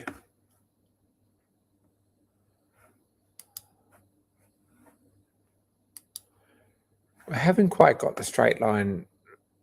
If anyone's got any thoughts or wants to have a play with this, I'll share the link. But if anyone's got any thought how to make the parallel motion work properly in CAD, I'd be very keen. But we have got valve gear, sort of. We've got valve gear actuator and a starting lever. And basically there's two levers. What happens is that you lift this one off the other lever and you've got a lever to start it. And then when it comes over, it drops back in. You put the slide around it and it'll run. So in my downtime, when I've got nothing to do,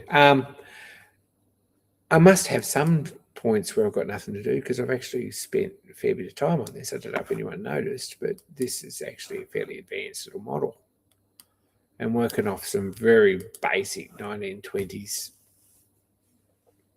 drawings made by an Australian optometrist in Sydney.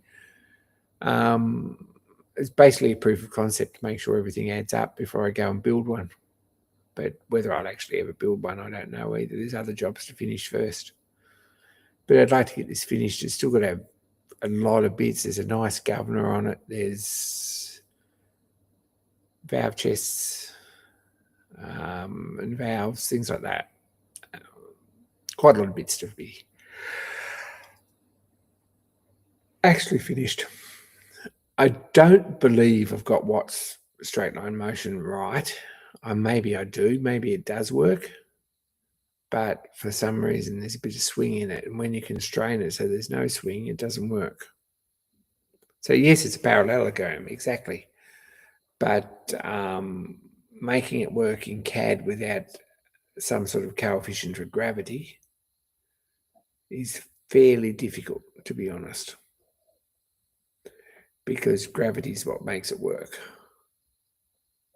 I've had a bit of a play with it and got it right, or got it close. It's not right. But I've done a lot of research on this particular engine. No one's ever had problems with the Watt's motion on it. It always seems to work. So I'm confident it's not a drawing error. I think it's probably that I just don't understand the CAD or something's wrong. Anyway, there we are. I might call this. I'm going to go and cook up some mashed potato and egg fritters with some fried zucchini with it, and probably chop up an onion and some zucchini in it and tin of sweet corn or something and fry them up and have dinner because I'm a bit hungry. Lots of tomato sauce. Tip of the main beam is a little short.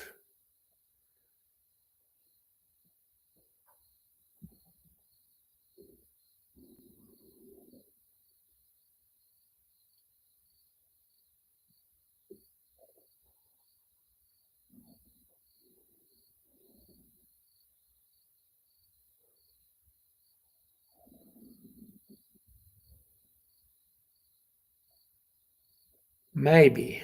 I'm going to look into that. Thanks for that. It's nice to have a second pair of eyes sometimes. I'm going to look into that. Maybe you're right. I'll have a play with it. These are parallel when it's all assembled. If we close this,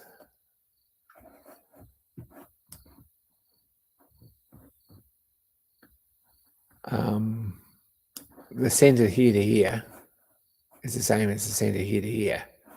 So I know they're parallel.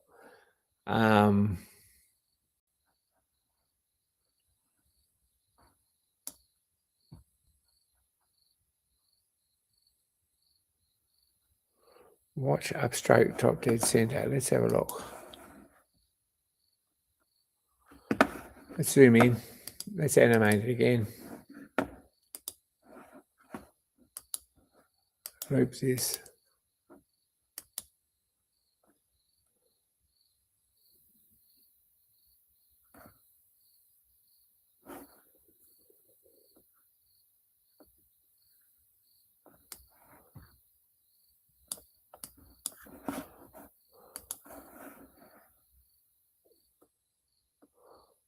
There we go.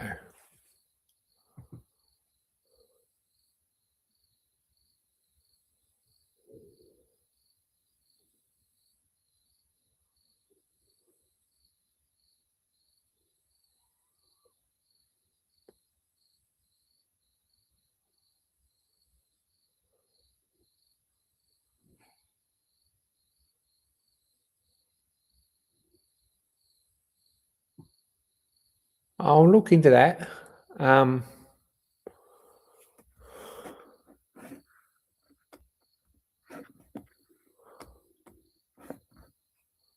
Zoom this out.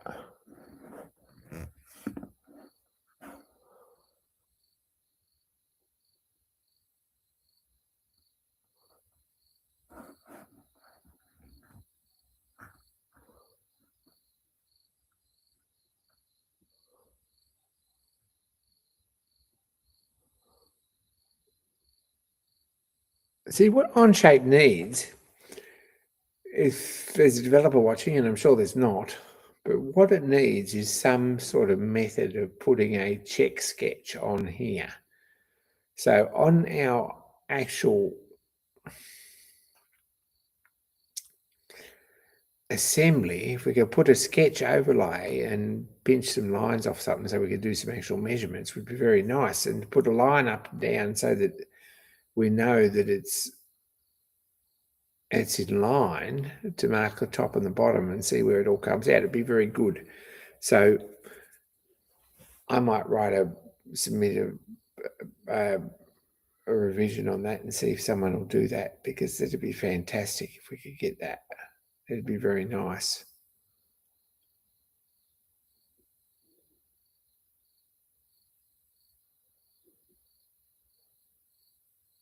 So anyway, messing with that anyway, off and on.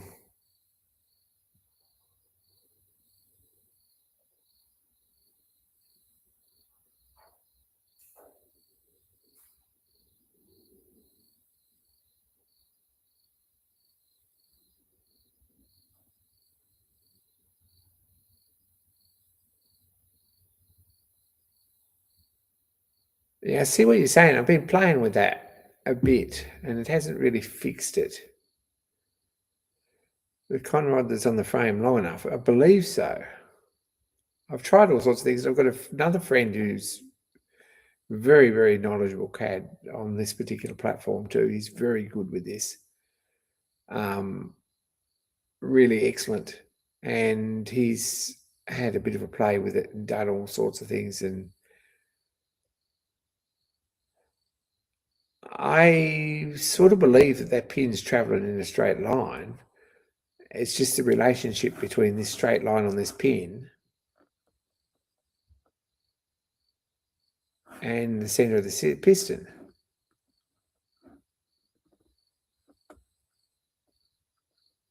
So I'm guessing if you built the model, you just put oversized holes in it, wobble around till it fits. That's what I think.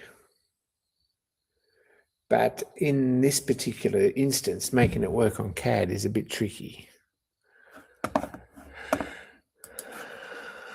Because if there was any gravity involved and this was hanging down straight,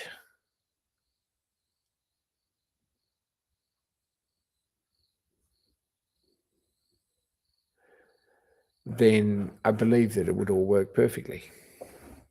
So that's another project. I'm going to call it, guys. I've been 2 hours, which is 2 hours more than I was sort of thinking I was going to be. Oh, it's an hour more than I was thinking I was going to be. Thanks for joining in. Mark, I'll see you this weekend, but I'll be in place. I'll have to chat to you about that at some point. Yeah, it's called fitting. But that's about what it would be, is that you'd probably put oversized holes in the column here and oversized holes in the piston, make it work. Probably just move the column backwards and forwards until it all worked, because this one here doesn't matter very much whether it's 5mm this way or this way, but this one's a bit critical. So probably bigger holes or clearance holes in the column and just move it. Anyway.